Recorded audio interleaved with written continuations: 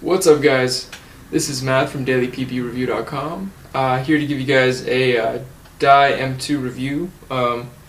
Just giving my thoughts about it for those of you who want to know some more info about it. I'll also do a little comparison to the CS1 near the end. Here it is. Dye M2. This gun is completely different from the DM15, which is why they call it the M2, not the DM16 or the DM2 or whatever. It's a completely new gun, so to speak.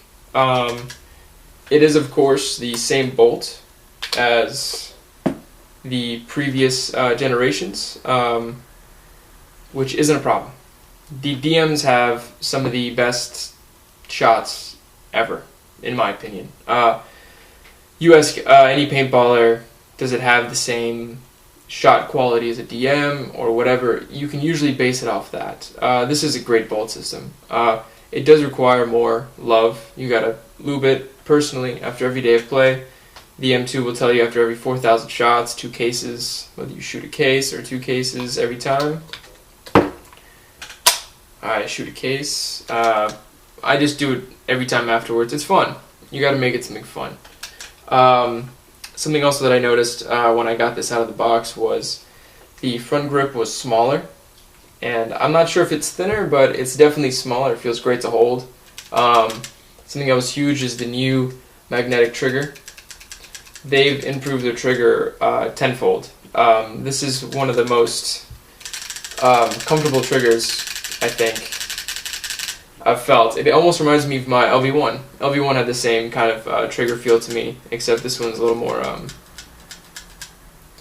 different, just a tad. But definitely great trigger. That's something that they hugely improved on. Feed neck, as actually strange as it says, as strange as it is to say, it's actually one of my favorite feed necks. I don't know why. I think it's because the rotor just kind of fits perfectly into this. On the CS1, you have to kind of like jimmy it and loosen and tighten, and it's a little bit of a pain sometimes. It's just kind of like slamming that thing closed. The great thing that comes with the M2 is the 2-barrel backs. You get a 684 and 688, which I've been corrected on. They don't actually mark the 688 one. They just kind of let you assume. And of course, the biggest thing that they've changed about the M2, or they've changed with the M2, is the screen. Probably, or I'm just going to say, the most advanced screen, huge screen on a paintball gun. It's extremely impressive. It shows you everything. You can have, I think it's 5 or 6 different player modes. I could be wrong. Don't quote me on that. You could change your shooting mode, semi-auto, PSP, anything you want, your balls per second, training modes. They have so much stuff that I personally am not too sure, because I'm just not that tech savvy when it comes to this. This is actually a little too complicated for me. I don't know if that makes me look dumb, but I'm actually more of a person to just turn on a gun and just go out and play. It's nice. The screen is nice for any gun. For those of you who want some luxurious thing, personally, it's great. It's cool, but this wasn't something that was a deal breaker for me with the previous DMs. I wasn't one of the OLED guys who doesn't have an OLED, so I'm not gonna get it. Not that guy. Another thing that came with the M2 was the rechargeable battery.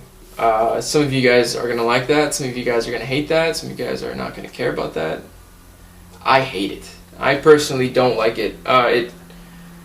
It just freaks me out. If you're playing and you forget to charge it one day, instead of swapping out batteries, you're going to have to wait. You're going to have to charge this thing and you're going to have to wait. And nobody likes waiting when they get to the field and they're trying to play with their friends. It's just not fun. It's a total bummer. Just wanted to show off that hourglass shaved thin in the back. It's pretty thin. It's a pretty thin grip, especially compared to the CS1. But we're gonna get back to that at the end. What else? The battery, it's it's just something I'm not keen on. I'd rather spend the $4, $5, $6, $8 on a small little square battery to pop that thing in there. I mean, if you're going to spend this much on a paintball gun, well, it's $8 for a battery. That's going to last you a while. They do say a full charge is equal to 100,000 shots.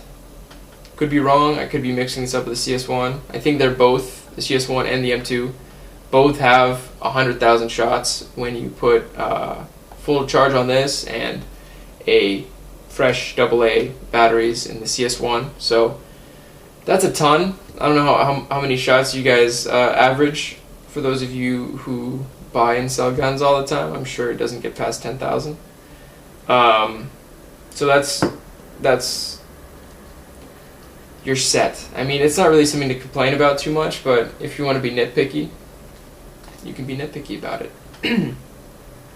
They changed the SA so that this is never going to break when you're putting in your tank and you want to turn on the air. And it was very hard for me myself on the DM14 because my output pressure was a little too high on the tank.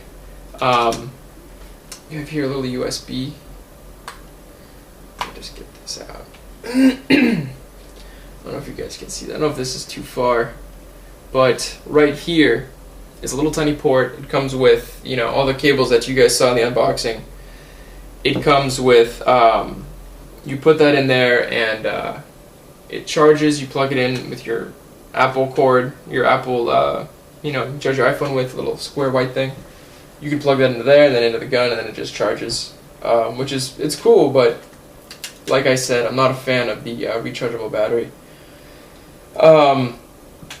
As for the shot, with this gun, a lot of people I read online, they say it's the best, they love it so much.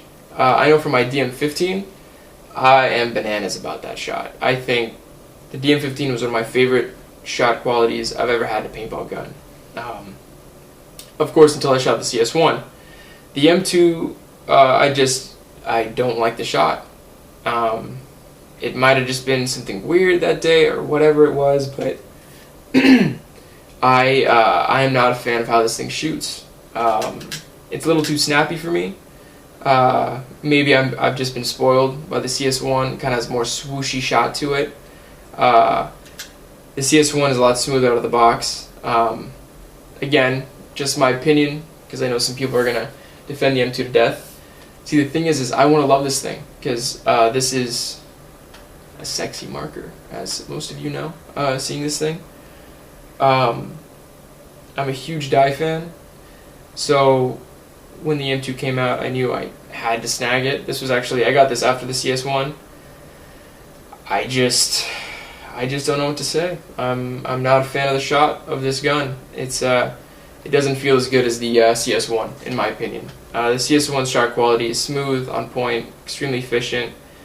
Very the same actually to the M2. A lot of people on YouTube are doing a lot of efficiency videos, and I think the CS1 beats it by 1/4 of a pod. So I can't really say it's more efficient, but I just prefer it.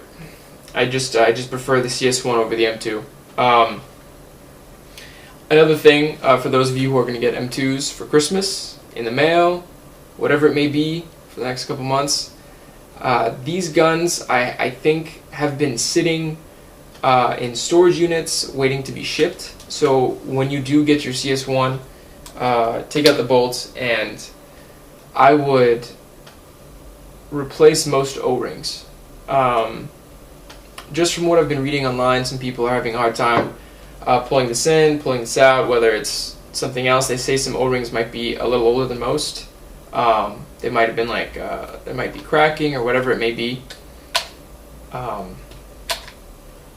But to change out some O-rings, like the Resale O-ring and whichever ones that you think are a little off. Some people are having leaks, which isn't a big deal, especially with these guns. Never worry about a leak. It's most likely just an easy O-ring fix. So the gun isn't broken, it's just an O-ring, it's totally fixable. These things do run on very high pressure, if you think about it. But yeah, I mean, that's my opinion. The M2 is a great marker. It's super, super light. It feels awesome in the hands. to play with, to shoot, whatever it may be. But I'm just not a fan of the shot quality. Maybe over time, when I play with this, or if I don't decide to sell it, I might love it. I might be able to tune the LPR a little down more a little bit and do all that stuff. But so far, I just followed Billy Wing's stock settings on PB Nation. If you guys look that up in the M2 section. Now to compare the two guns. So we have here the CS1. I think this is the top tier. I think this is one of the best markers in the market right now. Definitely. But that is my opinion. People who love M2s, they think the M2 over the CS1. You're right too. It's literally whatever you as a player prefer. Whatever makes you better on the field. Do you need a gun that's expensive to be good on the field? No, not at all. You guys can go play with $100 guns, you know, the dangerous power guns, the ones that I started on that, you know, Proto Reflex rails. I love that gun. That was one of my first, you know, in my mind I thought it was a high end, it was a mid end, but those are awesome markers. But for those who just, you know, want the cool guns and be the cool kids of the block, I think the CS1 is definitely one of the best markers on market today. Here, let's do it like this. So we'll put these two markers side by side for you guys. You can kind of see from the back, the M2 definitely has a thinner grip.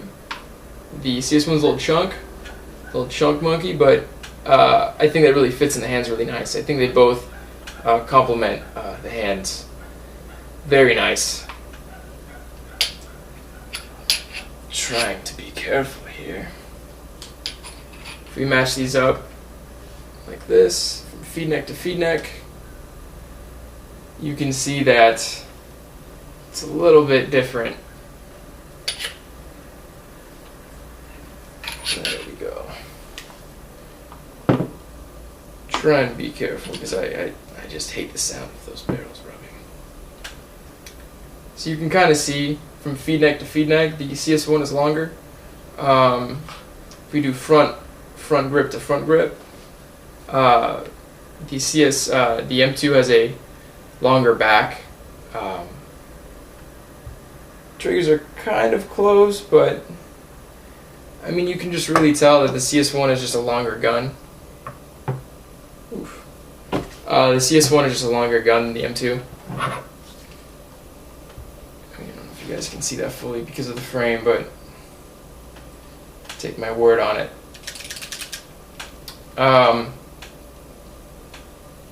Both great markers.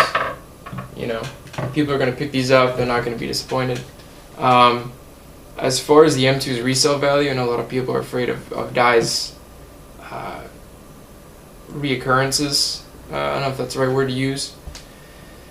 Billy Wing said that there's not going to be any more yearly releases. So as far as the drop in price, it shouldn't be there, but I am seeing it online. Crimsons are going for 1,100, you know, or less, or not less. 1,100 I think was the cheapest one that I saw, which was super shocking to see because these markers just came out a couple months ago.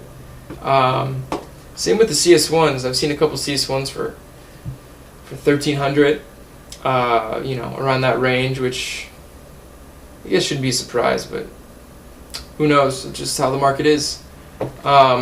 Anyway, it's all up to you guys which one you guys want to decide. Personally, my own opinion, CS1 wins. I just prefer it. M2 is still a great marker. If I don't end up selling it, I'll still use it, and I'll probably fall in love with it, and you might see another video saying that the M2 is better, and then another video saying the CS1 is better. But you're just going to have to subscribe and wait for more videos, I guess. Right? That's right. Anyway, I hope it gave some people some insight. If you guys have any questions, comment below. Subscribe for more if you guys want more videos. I'll try to get as much as I can done without going broke. Alright guys, thank you for watching, and please tune in to see more. Thanks, guys.